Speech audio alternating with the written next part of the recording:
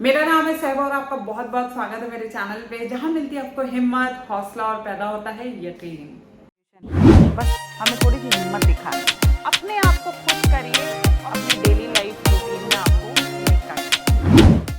आप सभी लोगों की डिमांड पे मैंने मेकअप कोर्स लॉन्च किया है। अगर आप अपना मेकअप करियर बनाने में बहुत ज़्यादा सीरियस हैं, आप फाइनेंशियली इंडिपेंडेंट होना चाहते हैं, आप अपने पैरों पे खड़ा होना चाहते हैं, अपनी कमाई से, अपनी अर्निंग से अपने घर वालों को सपोर्ट करना चाहते हैं, तो ये आपके लिए बेस्ट अपॉर्चुनिटी है, क्योंकि ये कोर्स बहुत फ्लेक्सिबल है। आप घर बैठे बैठे एक सक्सेसफुल मेकअप आर्टिस्ट बन सकते हो, आप अपना मेकअप करियर बना सकते हो। अगर आप इस कोर्स की और ज़्यादा डिटेल जानना चाहते हो कि ये कोर्स आपको किस तरह से बेनिफिट पहुंचाएगा, किस तरह से फायदा पहुंचाएगा, इस कोर्स को करने के बाद आपको सर्टिफिकेट मिलेगा या नहीं मिलेगा, इस कोर्स ने किन किन लोगों को हेल्प किया है, किस किस तरह से लोगों का मेकअप इंप्रूव हुआ है, तो वो सारी डिटेल्स जानने के लिए नीचे डिस्क्रिप्शन बॉक्स में मैंने एक वीडियो का लिंक डाला है, उसको देखिए, इस कोर्स को समझिए, अपने सारे क्वेश्चंस के आंसर्स को पाइए और तभी इस कोर्स को बाय करिए। तो आज की वीडियो का टॉपिक है how to handle beauty salons client. Yes, it is very difficult to handle beauty salon clients, क्योंकि हर तरह का इंसान हमारे सैलून में आता है,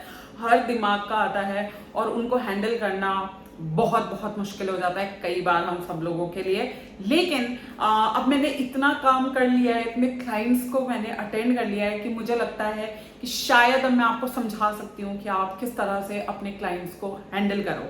तो वो मैं अभी बताऊंगी, लेकिन उससे पहले मैं आपको ये बताना चाहती हूँ, आज मेरा जो वीडियो है उसमें थोड़ा लाइटिंग कम लगेगा, क्योंकि अभी ये मेरा जो सैलून है ये अभी मैं दोबारा से रेनोवेट करा रही हूँ, इन प्रोसेस है, पूरा बना नहीं है, तो थोड़ी लाइटिंग कम है, तो उसको प्लीज़ इग्नोर करिएगा और मेरी बातों पे ध्यान दीजिएगा, क्योंकि वही आपके काम आने वाली हैं। बाकी जब मेरा सैलून पूरा बन जाएगा तो मैं आपको डेफिनेटली पूरा सैलून टूर दूंगी। अभी ये इन प्रोसेस है, तो थोड़ा सा मेस भी हो रहा है, प्लीज अवॉइड दैट, क्योंकि काम चल रहा है। अब हम अपने टॉपिक की तरफ कि देखिए, सबसे पहले जब क्लाइंट हमारे सैलून में आता है, वो क्लाइंट जो है हमारे सैलून को टेस्ट करने के लिए आता है, वो ट्राई करने के लिए आता है। जब फर्स्ट टाइम कोई भी क्लाइंट आएगा तो आप एक हैबिट बना लो कि जब भी कोई क्लाइंट आपके सैलून में आए, आप उससे पूछो आप फर्स्ट टाइम आए हो या आप पहले भी आ चुके हो, तो बोलेगा फर्स्ट टाइम आई हूँ, तो बोलना ओके ठीक है। अब आपको पता चलेगा ना वो फर्स्ट टाइम आया है, तो अपना 100% दो, अपना बेस्ट दो। वैसे तो ये आपको हमेशा हर क्लाइंट को, चाहे पुराना भी हो तब भी आपको अपना 100% ही देना चाहिए। लेकिन अगर कोई बिल्कुल ही फर्स्ट टाइम आया तो you have to be more careful, ठीक है। कोई भी पहली बार आ रहा है तो you have to be more careful, ताकि कोई भी ऐसा इंप्रेशन क्लाइंट के ऊपर ना जाए जिससे हम उस क्लाइंट को लूज कर जाएं। I hope you are getting my point, क्योंकि कई बार जो हमारे पुराने क्लाइंट्स हैं वो समझ जाते हैं कि ठीक है बिजी होगा तो हम वेट भी करा देते हैं, तो कोई दिक्कत नहीं होती। या मान लो स्टाफ बहुत ज़्यादा जो है अपने काम में एंगेज है, तो अगर हम एक बार को पानी जो है वो 1 मिनट के अंदर ना आके 5 मिनट बाद आया तो वो समझ जाते हैं चलो ठीक है काफ़ी काम हो रहा है। लेकिन जो पहली बार आता है ना, वो तो बस समझो वो आपको जज करने के लिए ही आया है, आपको भापने के लिए आया है कि भाई क्या है सैलून में, क्या एनवायरनमेंट क्या है, क्या मैं इस सैलून में आगे आऊंगी कि नहीं आऊंगी। तो इसलिए आपको फर्स्ट इंप्रेशन बहुत अच्छा छोड़ना पड़ता है। आपका फर्स्ट इंप्रेशन ही आपका लास्ट इंप्रेशन बन जाता है, नॉट ऑलवेज बट बन जाता है उस क्लाइंट के लिए, क्योंकि वो एक छवि बना के आपके सैलून से निकलता है। तो अगर कोई बिल्कुल ही पहली बार आया तो आपको बहुत केयरफुल रहना है और काफ़ी सर्विसेज जो है ना आपको काफ़ी केयरफुली करनी है और उसको अटेंड भी बहुत केयरफुली करना है, ताकि आप उस क्लाइंट को लूज ना करो।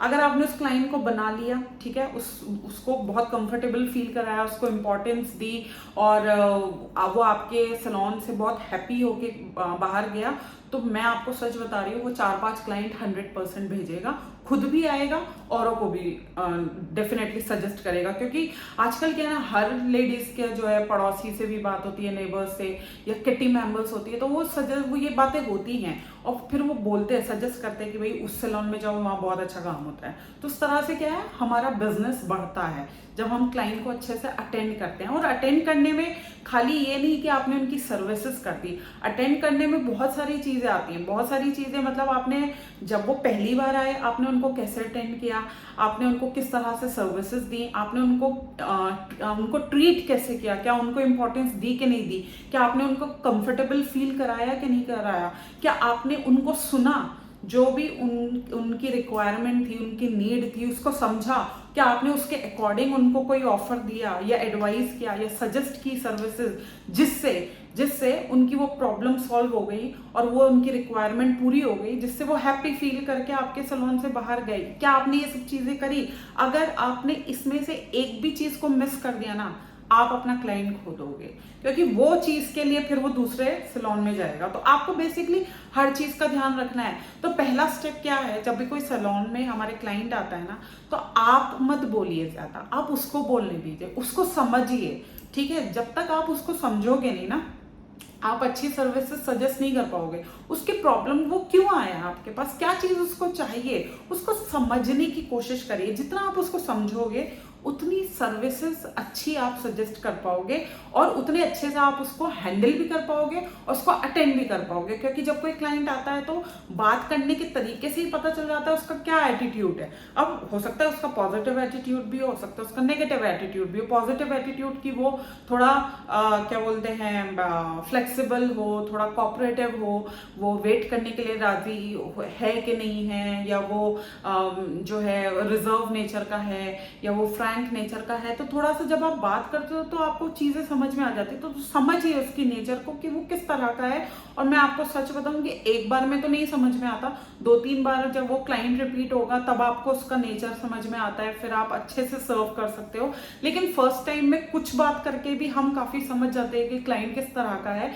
उसी तरह से अगर हम उसके अकॉर्डिंग उसको सर्विसेज देंगे ना, तो वो हमारा बन जाता है। मैंने कई बार ऐसा देखा है कि जब मैंने फर्स्ट टाइम क्लाइंट को अटेंड किया, वो बहुत रिजर्व नेचर का, बिल्कुल सीरियस, ठीक है, ज्यादा बात नहीं करनी, टू द पॉइंट बात करनी, और ज्यादा खीकी और फ्रैंकनेस उसको नहीं चाहिए। तो भाई मैं कितनी भी फ्रैंक नेचर की हूँ, मेरे कितनी भी जॉली नेचर है, मैं कितनी भी हंसने वाली हूँ, लेकिन भाई मैं उस क्लाइंट के सामने ज्यादा मैंने चीप है नहीं करी, क्योंकि मैं उसकी नेचर को समझ गई थी कि भाई ये टू द पॉइंट बात, जो उसने पूछा टू द पॉइंट मैंने भी उसको बता दिया, उसको समझा दिया। अब भाई वो उसके ऊपर है कि उसको सर्विस लेनी है या नहीं लेनी। लेकिन उसने देखा कि हाँ, ये मैडम भी काफी सीरियस है, मेरे जैसी हैं, जो मैं पूछ रही हूँ उसका सटीक जवाब दे रही है, मैं यही सर्विस कराऊंगी। वो मेरी इसी बात से खुश हो गया और सर्विस ले ली। और फिर मैं समझ गई कि भाई इससे ज्यादा फ्रैंक नहीं होना है, क्योंकि बहुत ही रिजर्व नेचर की है, इसको बस टू द पॉइंट अपनी सर्विस चाहिए और अपना चले जाए। अब एक क्लाइंट आया, वो आते ही, और मैडम आप कैसे हो, और बताओ क्या चल रहा है। अब मैं उससे सीरियस खड़े होकर बात करूं, ठीक हूँ मैडम, आप बताइए आप कैसे, तो क्या वो आपका हो जाएगा? नहीं। तो मुझे भी यस आई एम गुड, आप बताओ आप कैसे हो। तो उससे मुझे जो है काफी फ्रैंक होके बात करनी पड़ी। तो वहां खुश हो गया, अरे मैम ने तो बड़ी अच्छे से बात करी।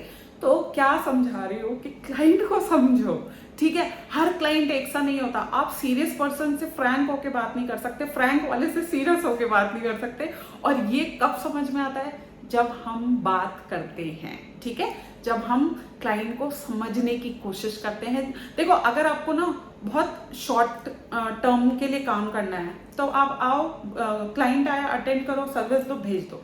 लेकिन अगर आप लॉन्ग रन के लिए काम कर रहे हो, लंबी रेस का घोड़ा अपने सैलून को बनाना चाह रहे हो, तो क्लाइंट के दिमाग में घुसना पड़ेगा। और घुसने के लिए आपको उनको समझना पड़ेगा, तब आप जो है ना लंबी रेस का घोड़ा बन सकते हो। तब आपका जो सैलून है वो काफी अच्छा चल सकता है, क्योंकि बेसिकली अब आप साइकोलॉजी पे काम कर रहे हो, आप क्लाइंट की साइकोलॉजी को समझ के काम कर रहे हो, ठीक है? कई बार आता है क्लाइंट डिस्काउंट लवर, मतलब बिना डिस्काउंट के तो उसका काम ही नहीं चलना। तो अगर मैंने उसको डिस्काउंट नहीं दिया ना, बाप रे बाप, वो मतलब वहां पे भी किच किच होगी, साथ में 10 लोगों को और जाके बुराई करेगा, अच्छी सर्विस नहीं है, वहां मत जाना, ये वो। तो भैया आप डिस्काउंट ले लो, आप खुश जाओ। और ऐसी गलती भी मत कर देना कि जो आपको ज्यादा पैसे देने के लिए तैयार है आप उसको डिस्काउंट दे के बैठ जाओ कि हाँ मैम हमारे यहाँ 20% ऑफ चल रहा है, आप ले लो। अरे उसको कहाँ चाहिए डिस्काउंट, वो बोल रही है कि आप मुझे डिस्काउंट दो। तो समझना है। तो बेसिकली हर कोई आके ऑफर्स, हर किसी को डिस्काउंट्स नहीं चाहिए होता, आपको समझना पड़ेगा इसको चाहिए इसको नहीं चाहिए, ठीक है? तो वो कब होता है? जब हम अच्छे से क्लाइंट को अटेंड करते हैं, उनको अंडरस्टैंड करते हैं। तो सबसे फर्स्ट जो स्टेप है वो सुनना है, समझना है, ठीक है? सेकंड, फिर आपको ऑफर देना है, कुछ अच्छा सजेस्ट करना है।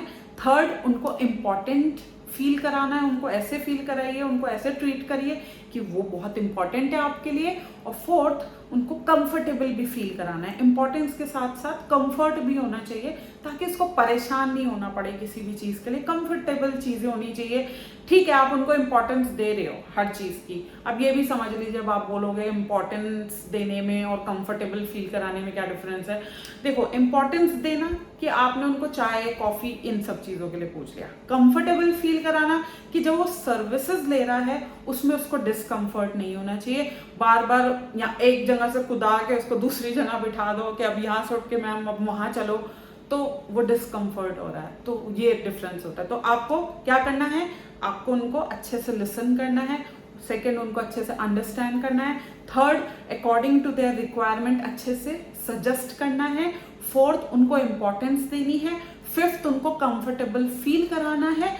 इन 5 चीजों से वो आपके सैलून को भापते हैं। ठीक है, आपको ऑब्जर्व करते हैं, आपका ट्रायल लेते हैं आपके सैलून का। अगर आप इन 5 चीजों में परफेक्ट जाओगे तो क्लाइंट आपका हो गया। ठीक है, आप उसको लूज नहीं करोगे, वो हमेशा आपके पास आएगा।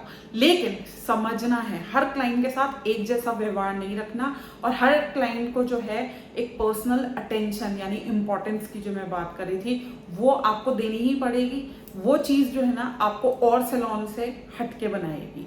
ठीक है, क्योंकि हर कोई इंपॉर्टेंस नहीं देता, हर कोई ज्यादा अटेंशन नहीं देता। वो सोचता है अच्छा कस्टमर ही तो है, काम करो जाए। लेकिन नहीं, जैसे आपके घर में जब कोई गेस्ट आपके घर में आता है, आप अपने गेस्ट को किस तरह से अटेंड करते हो, कैसा एनवायरनमेंट हो जाता है आपके घर का, एकदम शांत, बच्चे शोर भी मचा रहे होंगे तो भी साइड में चुपचाप उन्हें डांट डपट के आप बोल देते हो कि शोर नहीं आना चाहिए, अभी घर में गेस्ट आए हैं। इसी तरह से आपको अपने स्टाफ को बोलना है कि सैलून में क्लाइंट आया, अगर किसी की आवाज निकली ना अच्छा नहीं होगा, जो भी चीज पैपा करनी है बाद में करना, अभी क्लाइंट है। तो आपको अपने बच्चों की तरह अपने स्टाफ को भी ट्रीट करना होता है।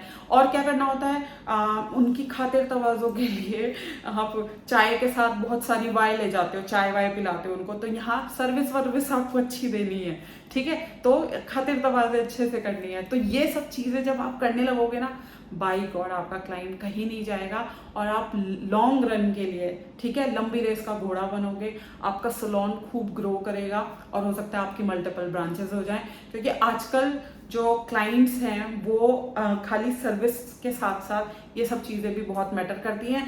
आई थिंक मैंने काफ़ी डिटेल में बताया यार, मतलब काफ़ी समझाने की कोशिश करी है, और आई होप आप लोगों को समझ में भी आ गया होगा। और अगर वीडियो अच्छा लगा ना, जल्दी से अभी मुझे कमेंट करके बताइए आपको वीडियो कैसा लगा, हेल्पफुल लगा, इन्फॉर्मेटिव लगा। और अगर कोई डाउट है, क्वेश्चन है, तो मुझे मेल करिए। मेरा मेल एड्रेस है magicalsaiba@gmail.com। मुझे इंस्टाग्राम और फेसबुक पे फॉलो करना मत भूलिएगा, उसका एड्रेस है magical_saiba। बाकी नेक्स्ट वीडियो में मिलूंगी एक नए टॉपिक के साथ। Till then stay safe, stay magical and stay blessed. Bye.